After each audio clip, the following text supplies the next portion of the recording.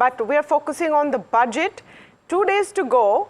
And what are the expectations of industry? Today we're speaking with Sivaramakrishnan Ganapathi, Vice Chairman and Managing Director of Gokaldas Exports. Thank you so much for joining us today on NDTV Profit. Always a pleasure to speak with you, Mr. Krishnan.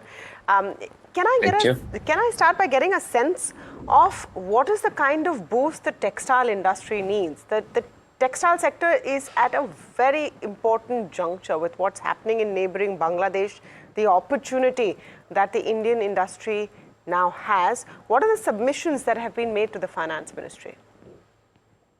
You know, it's important to understand that it's at a crossroads, as you said, and it is, poised for a good growth in the, years to come. Primarily because, we have such a tiny share of the global market share in textile exports. And the market itself is so big, over 500 billion. We are seeing that increasingly United States and Europe are, leaning less and less on China. They're, consolidating their supply chain outside of that region. And with problems in our neighborhood, which is Bangladesh and other countries around, we are seeing more and more, large retailers looking at sourcing from India. So that's a good sign. And this is the right time to capitalize on such events, which rarely happen. There's a confluence of several events. There's a demand growth which is happening in all those markets, as well as supplies consolidating out of India. So, given all of these situation, we should really, from a budget standpoint, encourage manufacturing industry, at large, and textiles in particular, because it's also very labor intensive. This sector employs the highest amount of labor compared to any other manufacturing industry, and also becomes a feeder to other manufacturing industries as well. So from that perspective, there are incentives which state governments give, which incentivizes companies to set up units in their states. But if the center can also strengthen the PLI, where it's at the current one is a bit restrictive. And only focuses on exports of certain segments, but if we can make it more broad-based, all of man-made fiber, all products out of India, rather than restrict it to certain products, it will help give a boost. Let the markets decide which product is in demand, rather than we choreograph certain products out of the country. That's one.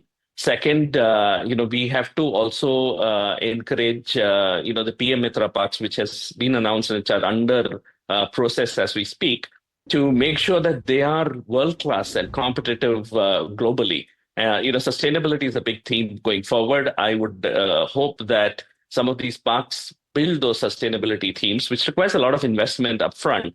But then that would give us a formidable, competitive advantage with other countries from an infrastructure standpoint. So that's another. Logistics and infrastructure. I mean, look at how China benefits from, easy access to Western markets, especially US markets. We need to have many more shipping lines, direct shipping lines from here to Europe and US. All of those can reduce the cost and reduce the lead times of delivery. So these are macro aspects, I would say, but you have to think strategically for boosting our manufacturing sector, and that's what I would hope that the budget does. The other area I would say would be on the labor side itself. We have had in the last budget we saw some incentives to labor. Where first-time employees, we get PF and ESI support to the companies. I think some of this really needs to be looked at and maybe even enhanced, so that the industry can go and aggressively recruit more new labor. All those norms have to be announced, so that the benefits flow to the labor, and thus get ourselves access to a larger labor pool to tap into. Mr. Ganapathi, I want to talk about, of course, you've spoken about quite a bit that the Finance Minister should take up, and hopefully she's listening to some of what you're saying. But talk about on the cost side, right? For your industry and for your company as a whole, raw material is something that you're looking at, of course. Can something be done, in your opinion, on the MSPs? And will that have any bearing, if at all? And you can't really do too much of that in the budget, I would think, right? But can something be done on the raw material side?